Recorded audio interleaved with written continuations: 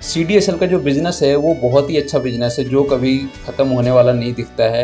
Actual में क्या है, जब भी आप स्टॉक सेल बाई करते हो तो कुछ अमाउंट ब्रोकरेज चार्जेस आपके डीमैट अकाउंट में लगता है, तो उस चार्जेस में से कुछ हिस्सा सीडीएसएल का भी होता है। इसी तरह जैसे जैसे मार्केट में पार्टिसिपेंट बढ़ते जाएंगे, जैसे जैसे नए नए डीमैट अकाउंट खुलते जाएंगे, सीडीएसएल को एंड ऑफ टाइम फ़ायदा ही होना है। और आपको पता है कि शेयर मार्केट में पार्टिसिपेंट घटेंगे नहीं बल्कि उल्टा बढ़ेंगे, और वो काफ़ी ज़्यादा बढ़ेंगे, क्योंकि जैसे जैसे इन फ्यूचर शेयर मार्केट की अवेयरनेस लोगों में होती जाएगी, लोग इन्वेस्ट और ट्रेड करना शुरू करेंगे और इस हिसाब से सीडीएसएल को फ़ायदा होता जाएगा। इसीलिए इसका टारगेट अभी बहुत बड़ा पोटेंशियल इसके अंदर, और इसमें जो डबल होने का भी चांसेस है। Hello everyone, welcome back to my YouTube channel और आप देख रहे हैं शेयरनॉमिक्स। इस वीडियो में हम सीडीएसएल शेयर का डिटेल एनालिसिस करेंगे। सबसे पहले हम इसकी पास्ट परफॉर्मेंस देखेंगे, फिर इसकी प्रेजेंट परफॉर्मेंस और फिर इसका हम फ्यूचर प्राइस प्रेडिक्ट करेंगे। तो चलिए शुरू करते हैं। वीडियो को आपको लास्ट तक देखना है और चैनल को सब्सक्राइब कर देना है। तो अगर आप देखोगे तो सीडीएसएल की जो लिस्टिंग हुई थी वो हुई थी 1 जून 2017 को, और जो लिस्टिंग प्राइस था वो था 250 रुपये, यहाँ पे आप देख सकते हो। और इसने अगले महीने में ही जो इसका हाई बना था वो था 486 रुपये, यानी लगभग 1 महीने में ये स्टॉक डबल हो गया था। और उसके बाद से देखोगे जो इसका डाउनफॉल स्टार्ट हुआ, ये चला था पूरे 3 साल। 3 साल तक डाउनफॉल चलने के बाद देखोगे स्टॉक ने ब्रेकआउट दिया था इस लेवल पे, यानी जो इसने हाई मारा था 491, वो जो ब्रेकआउट हुआ था वो यहाँ पे हुआ था, और ये था 1 दिसंबर 2020। तो जब यहाँ पे ब्रेकआउट हुआ तो आप देखोगे स्टॉक रुका नहीं, थोड़ा सा इसने यहाँ पे कंसोलिडेट किया, और उसके बाद से जो स्टॉक चला ना 500 से सीधा जाके पहुँचा ये कहाँ पे, आप देखोगे 1700 तक पहुँचा। यानी स्टॉक को अगर आप देखोगे तो 2020 से 21 तक, दिसंबर 21 तक, 1 साल में 500 से 1700 रुपये हो गए ये, यानी ट्रिपल से भी ज़्यादा। और ओवरऑल आप देखोगे इसकी जो लिस्टिंग प्राइस थी 250 से लिस्टिंग हुई थी, 250 से स्टॉक चला गया 1700, यानी 6-7 गुना के अराउंड लगभग ये स्टॉक चला गया था। और अगर आप नोटिस करोगे तो जिस टाइम पे मार्केट में गिरावट थी, देखो इन दिनों में मार्केट में गिरावट चल रही थी, इस जगह पे अक्टूबर से लेके ये जनवरी फरवरी तक गिरावट चल रही थी मार्केट में। उस टाइम पे स्टॉक ऊपर की तरफ जा रहा था। इसकी गिरावट शुरू हुई थी यहाँ पे, ये देखो जनवरी से इसकी गिरावट शुरू हुई थी, और अब स्टॉक आके यहाँ पे सस्टेन कर रहा है। अब अगर वीकली चार्ट हम इसका देखें तो यहाँ पे अगर आप देखोगे तो यहाँ पे इसने ब्रेकआउट से पहले कंसोलिडेट किया था यहाँ पे लगभग 1 महीने तक। यहाँ कंसोलिडेट करने के बाद स्टॉक ने अपना हाई लगाया यहाँ पे, फिर थोड़ा नीचे आया और फिर इसने एक न्यू हाई बनाया, और उसके बाद से कंटिन्यू नीचे गिरता गया ये। और यहाँ पे देखोगे यहाँ पे पिछले 2-2.5 महीने से ये यहाँ पे कंसोलिडेट कर रहा है। ये देखो यहाँ पे 2-2.5 महीने से। अब यहाँ पे क्या हो रहा है इसको मैं ये बताऊंगा और आप इसको समझने की कोशिश कीजिए। ये देखो यहाँ पे ये इसका सपोर्ट बना था, ये जो दायरा था, यहाँ पे इसने क्या किया था, यहाँ पे रुक के इसने अपने आप को होल्ड किया, और यहाँ पे स्मार्ट मनी द्वारा माल भरा गया था यहाँ पे, समझ रहे हो। यहाँ माल भर के देखो स्मार्ट मनी ने क्या मूव दिया, और स्टॉक सीधा जाके कहाँ रुका, 1570 पे।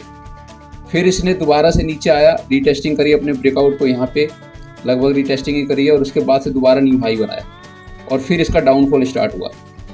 अब जो यहाँ पे देख रहे हो आप, जो यहाँ पे 3-4 महीने से जो रुका हुआ है यहाँ पे, ये चल रहा है एक्यूमुलेशन। देखो 2 चीज़ें होती है, एक्यूमुलेशन और डिस्ट्रीब्यूशन। तो एक्यूमुलेशन में क्या होता है कि स्मार्ट मनी ना यहाँ पे माल को भरता है, एक रेंज होता है। देखो ये जो रेंज है 1200 से लेके 1050, यानी 150 की रेंज में स्मार्ट मनी क्या कर रहा है, माल भर रहा है, बार बार खरीदी बेची करके वो माल को भर रहा है। एक होता है डिस्ट्रीब्यूशन। डिस्ट्रीब्यूशन में क्या होता है कि स्मार्ट मनी क्या करता है, माल को बेच रहा होता है। अगर ये बेचेगा तो ये जो सीडीएसएल है गिर जाएगा नीचे से धड़ाम, और अगर इसमें एक्यूमुलेशन चल रही है तो ये ऊपर की तरफ भाग जाएगा ये। तो इस चीज़ को पकड़ना कोई बहुत बड़ा टफ काम नहीं है, इसको ईजिली आप पकड़ सकते हो। स्टॉक जिस साइड भी निकल जाए समझ जाओ उस साइड की तरफ, अगर ऊपर की तरफ निकल जाए तो समझ जाए एक्यूमुलेशन हो रहा है, नीचे की तरफ निकल जाए तो समझ लो डिस्ट्रीब्यूशन हो रहा है। तो ओवरऑल यहाँ पे लग रहा है कि यहाँ पे चल रही है एक्यूमुलेशन।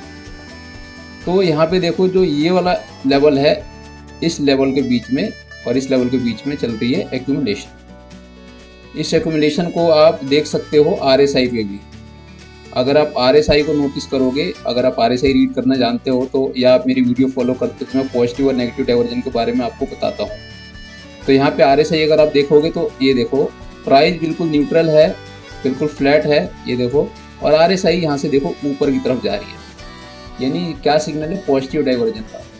ये जो डाइवर्जन है बिल्कुल पॉजिटिव बन रहा है, यानी यहाँ पे ना माल भरा जा रहा है स्मार्ट मनी द्वारा। ये जिस दिन फटेगा उस दिन बिल्कुल फट के सीधा अपने प्रीवियस हाई को टच करेगा, जो मेरी पर्सनल इसमें ओपिनियन है मेरा। ये देखो जब यहाँ पे जब एक्यूमुलेशन चल रही है इस टाइम पे भी देखो, ये जो वॉल्यूम है, ये वॉल्यूम एक सिग्नल दे रहा है कि यहाँ पे एक हैवी बाइंग हो चुकी है। ये देखो इस लेवल पे, यानी स्मार्ट मनी थोड़ी थोड़ी बाइंग करती जा रही है, थोड़ी सेलिंग करती जा रही है, फिर बाइंग करती जा रही है, यानी एक्यूमुलेशन ही चलता रहेगा। अगर हम डेली चार्ट के हिसाब से देखें तो स्टॉक अभी भी वीक जोन में है, क्योंकि अगर आप देखोगे तो ये 200 मूविंग एवरेज के नीचे है। अगर ओवरऑल आप देखोगे तो ये एक ट्रेंड लाइन का ब्रेकआउट ट्राई कर रहा है। अगर मैं दिखाऊँ आपको तो ये देखो, ये ट्रेंड लाइन अगर मैं यहाँ से ड्रॉ करूँ तो यहाँ पे ये चीज़ ये लगभग इसने ये ब्रेकआउट दे दिया है, रीटेस्टिंग कर रहा है। बस देखने वाली बात है कि इसके ऊपर कब निकलता है। ये ब्रेकआउट होके ये रीटेस्टिंग कर रहा है, तो जिस भी दिन इसके ऊपर निकलेगा तो उस दिन जो आप देखोगे जो लेवल होगा ये वाला, यानी एक बड़े रेंज से बाहर निकलेगा। ये देखो इसके ऊपर इस कैंडल के हाई के ऊपर निकलना बहुत ज़रूरी है, ये वाली जो कैंडल, और इस कैंडल का हाई है आपका 1165 रुपये, और इस कैंडल के हाई के ऊपर निकलने के साथ ही एक रेंज से भी बाहर निकलेगा, यानी ये जो रेंज है इस रेंज से भी बाहर निकलेगा। तो जब 1165 के ऊपर निकलेगा तो इसका जो पहला टारगेट होगा वो होगा सीधा ये, क्या बनता है वो 1300 रुपये। 1300 रुपये पहला टारगेट होगा, और इसी दौरान इसका जो मूविंग एवरेज का है 200 मूविंग एवरेज का भी ब्रेकआउट हो जाएगा। और नीचे का अगर इसका आप लेवल देखोगे तो नीचे ये आ सकता है कहाँ तक, 1070 1060 तक ये वापस आ सकता है। इसके ऊपर का जो टारगेट है जिस दिन इसके ऊपर निकलेगा, ये मेजर हडल है। अगर आप नोटिस करोगे तो ये इसका मेजर हडल है। ये देखो बार बार यहीं पे सपोर्ट एंड रेजिस्टेंस बना है। ये देखो जब इसने ब्रेकआउट दिया तो यहीं से दिया, सपोर्ट लिया तो यहीं पे लिया। ये देखो बार बार यहाँ पे इसने सपोर्ट लिया है, और ऊपर से जब इसका डाउनफॉल आ रहा था तब भी इसने यहाँ पे सपोर्ट लिया है, और यहाँ से सपोर्ट से लौट के वापस गया ऊपर, और वापस इसका जो ब्रेकडाउन हुआ है वो यहीं से हुआ है।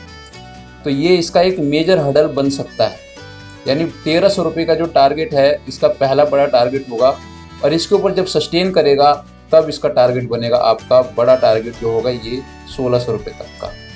बड़े टारगेट में अगर आप नोटिस करोगे तो मैं लाइनें ड्रॉ करता हूँ। सबसे पहले तो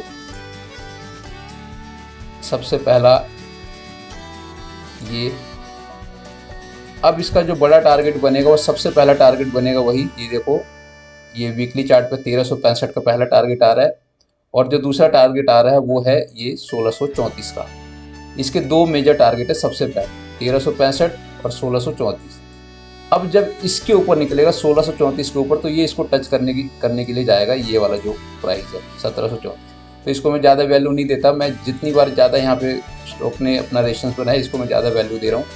तो इसके ऊपर का क्या टारगेट बनेगा, ये जो स्विंग हाई देख रहे हो ना, स्विंग हाई यानी ये जो है 1634 रुपये, और जो स्विंग लो देख रहे हो जो 1093 रुपये यानी 1100 रुपये, इसके बीच का जो दायरा है वही इसका टारगेट बनेगा। तो वो इसका टारगेट बनेगा आपका ये, यानी यहाँ से लेके ये, इसको अगर मैं ऊपर लगाऊँ यहाँ पे तो ये जो आएगा प्राइस पाएगा ये हो सकता है कहाँ पे 2150, यानी स्टॉक जब अपने ऊपर निकलेगा 1600 के ऊपर तो 2150 को टच करेगा, और अभी इस टाइम जिस प्राइस पे है वहाँ से लगभग ये स्टॉक डबल हो जाएगा। ये इसका लॉन्ग टर्म का टारगेट है।